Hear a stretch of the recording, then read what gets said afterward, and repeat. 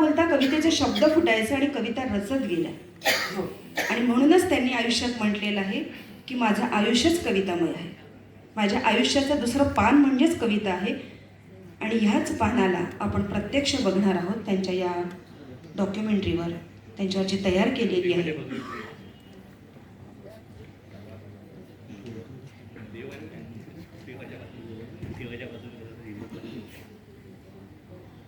प्राध्यापिका विमलताई गाडेकर. नमस्कार, मी विमल गाडेकर. नव्या कवितेचं शीर्षक आहे जागा. नुसती काळजात जागा असून चालत नाही. जमिनीवर आणि जमिनीखाली लागतेच जागा शरीरापुरती. तिशिताला गोडनवरा आता लग्नाचं बघा. झोपायपुरती जागा त्याची त्याला आहे का ते आधी बघा. समुद्रावर खडकामागे ती दोघं नेहमीच भेटतात. घरात जागा नाही म्हणून लग्नाचं पुढे ढकलतात. नवीन वस्ती तयार झाल्यावर आपण मोक्याच्या जागी झेंडे गाडून ठेवू. बाहेरच्या लोकांनी अतिक्रमण करू नये म्हणून. जागा नजीकची असल्याने विक्री होत नाही. वरचा इमला विकतात. जागा जागेवरच. प्राध्यापक सौ विमलताई गाडेकर हे नाव चंद्रपूरकरांच्या, विदर्भवासियांच्या, महाराष्ट्राच्या निकट परिचयाचं आहे.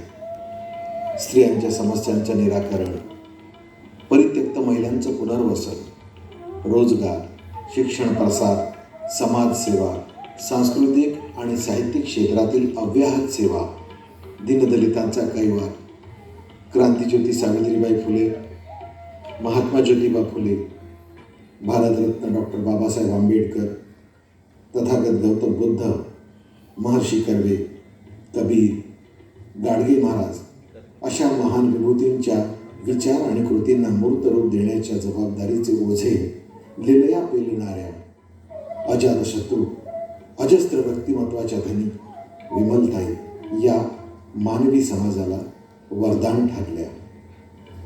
विमलताईंचा जन्म 2 फेब्रुवारी 1952 रोजी महाराष्ट्रातल्या बुलढाणा जिल्ह्यातील पाडळी या नावाच्या एका छोट्या खेडेगावात झाला. जेमतेम 4थी इयत्ता शिकलेली आई सौ अनुसया सुरडकर आणि पोलीस दलात नोकरी करणारे वडील श्री नारायणराव. 6 बहीण भावंडांमध्ये 4थ्या क्रमांकावर विमलताईंचा जन्म झाला. विमलताईंच्या आईला लिहिण्या वाचण्याचा छंद होता. हा सद्गुण विमलताईंमध्ये तंतोतंत उतरला. अगदी लहान वयात खेळता बागडताना सुद्धा विमलताईंचे कोवळे कविमन रम्य कल्पनांमध्ये गुंगलेले असे. किशोरवयात धाकटी विमल घरकाम करता करता कवी कल्पनेत रमल्याचे अनेक किस्से ऐकायला मिळतात. थोरले सुधाकर दादा विमलच्या डोक्यात एक टपली मारून म्हणायचे, "अगं वेडे, भांडी घास, वर आकाशाकडे काय टाक लावून बघतेस?" तेव्हा आकाशात उडणाऱ्या ढगाला बघून हरकून गेलेली विमल आपली नजर न हटवता म्हणायची, "अरे दादा, मी खाली बघितलं आणि माझा ढग हरवून गेला तर?" आकाशातल्या ढगाबरोबर विमल त्यांची कल्पनाशक्ती उंच भरारी घेत असे. पण त्या काळी मुलगी कितीही हुशार, कल्पक असली तरी वयात आल्याबरोबर तिचे लग्न उरकून टाकत असत. विमलताईंचेही तेच झाले. 1967ला 10वी झाल्याबरोबर लग्न झालं आणि खूप हुशार. खरं तर एकीकडे डॉक्टर व्हायचं, खूप शिकायचं, पण त्या काळच्या पद्धतीप्रमाणे अटॅक झाल्याबरोबर लग्न झालं. तू कुठे निघालीस? हातावर मेहंदी, कपाळावर मुंडावळ्या आणि डोळ्यात स्वप्नांची रेख भरून. इकडे आले तर इकडे छानच वातावरण सगळं, शैक्षणिक, सायन्स, इंजिनियर. मग त्यांनी मला 2-3 मुलं झाल्यावर प्रीची परीक्षा देणं सुरू केलं. दरवर्षी त्यांनी फॉर्म आणून द्यावा, मी भरावा आणि मुलांच्या सोबतीने अभ्यास करत BA झालं. अकोल्याला असताना आम्ही तिथे BEdही झालं. चंद्रपूरला आलो तर MA पूर्ण होत आलं. ते खूप प्रोत्साहित करायचे, त्यांच्या मित्रांनाही प्रोत्साहित करायचे, तसंच मलाही त्यांनी प्रोत्साहित केलं. आमचे साहेबांची त्याच्या आधीच नुकतीच नोकरी गेली. त्यांची नोकरी गेल्यामुळे घराचा मुलांच्या शैक्षणिक प्रगतीचा आलेख आता उंचवायचा कसा हे खरं तर त्यांनी मला शिकवल्यामुळे आम्हाला कुठे अडचण आली नाही. आणि ज्या कॉलेजमध्ये ज्या वर्गात बसून मी परीक्षा दिल्या तिथेच त्याच वर्गात मी शिकवायला गेले. मला खूप बरं वाटलं. पदरातल्या बंटीने ज्योत पेटव, बघ काही फरक पडतो का. मला विश्वास आहे, तुलाही असू दे. BAच्या फायनलला जेव्हा होते तेव्हा मला माझं छोटं अपत्य झालं. मी हॉस्पिटलला ॲडमिट, बाळाला जन्म दिला, पण तरीही आपण काही परीक्षेत नापास होऊ नये म्हणून मी बाळाला हॉस्पिटलला ठेवून डायरेक्ट परीक्षागृहात गेले आणि परीक्षा देऊन पुन्हा हॉस्पिटलला बाळापाशी आले. आजी होती बाळापाशी. डॉक्टरांनाही कळलं नाही, नर्सेसलाही कळू दिलं नाही आणि अशी मी ती परीक्षा दिली आणि पास झाले आता. आणि हे शिक्षण वाटलंच नाही की आपल्याला पुढे इतकं कामी पडणार आहे म्हणून. हसत खेळत दिलेल्या ह्या परीक्षा खरं तर मी लेक्चरर झाले आणि माझ्या मुलं मी शिकवू शकले. तू कुठे निघालीस?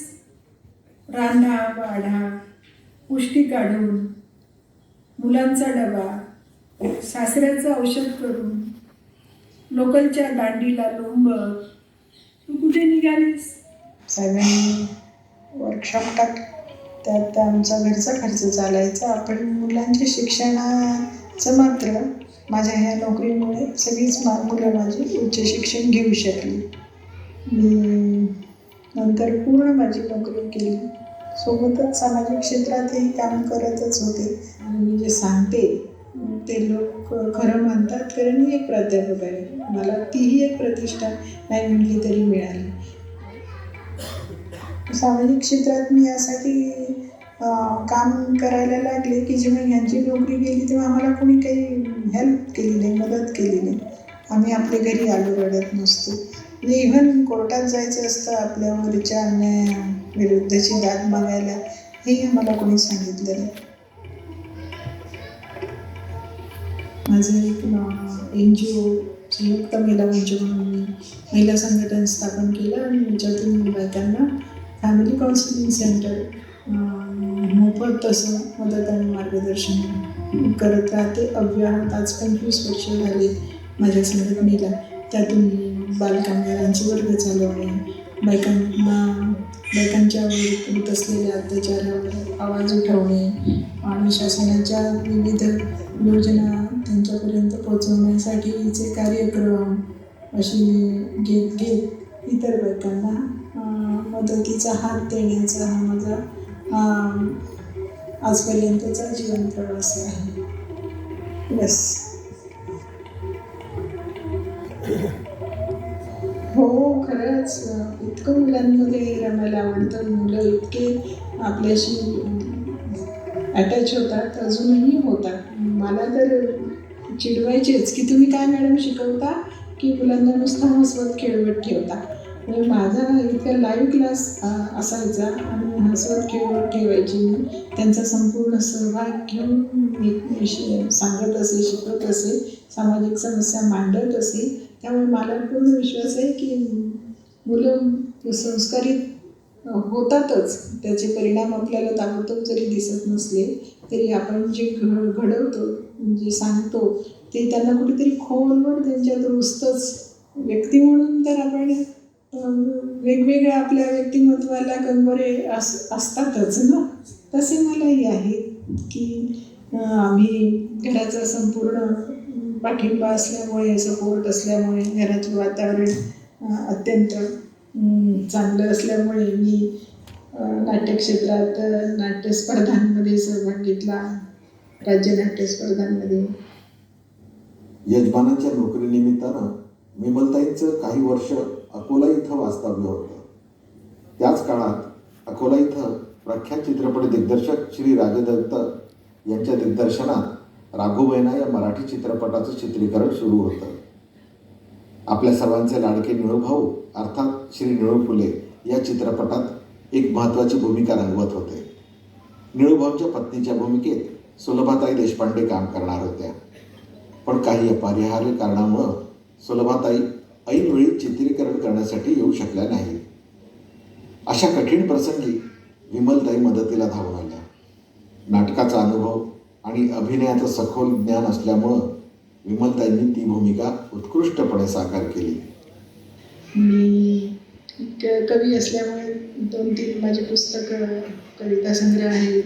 बाबासाहेब आंबेडकरांच्या पत्नी रमाई यांच्यावरचं एक दीर्घकाव्य ते आता निघतं आहे, चंदनी दरवळ नावाचं. आता माझा तर मोठा मुलगा असून डॉक्टर आहे, म्हणजे प्रोफेसर आहेत मेडिकल कॉलेजला. दुसरा मुलगा चित्रपट कलावंत आहे. त्याने तर नॅशनल स्कूल ऑफ ड्रामा दिल्लीमधून ते पती पत्नी ते शिकून आलेले आहेत. आता अनेक चांगल्या चित्रपटात आणि सिरियल्समध्ये जयंत गाडेकर हे नाव उदयास येते आहे. माझी मुलगी तर माहिती जनसंपर्क संचालनालयात मोठी अधिकारी आहे आणि छोटीही डॉक्टर आहे, ऑक्युपेशनल थेरपिस्ट. माझी अशी मुलं मी चांगल्या रीतीने घडवू शकले हे माझ्या नोकरीमुळे, शिक्षणामुळे असं मात्र मला पक्कं वाटतं. म्हणजे बाईचं शिक्षण कधी वाया जात नाही. लग्नानंतरही बाई शिकली तरी ती अशा रीतीने आपल्या मुलांना घडवू शकते हे मला सांगायचं आहे विशेषत्वाने. मला असं म्हणायचं आहे की कधीही शिक्षकांनी नुसत्या सुट्ट्यांचा टाईम टेबल घेऊन बसू नये. आपण जेव्हा हा पेशा स्वीकारला तेव्हा आपण ह्याच्यातून सुटका कशी करून घेत राहू असं कधीच त्यांनी म्हणू नये. समर्पण भावनेने या क्षेत्रात काम करावं.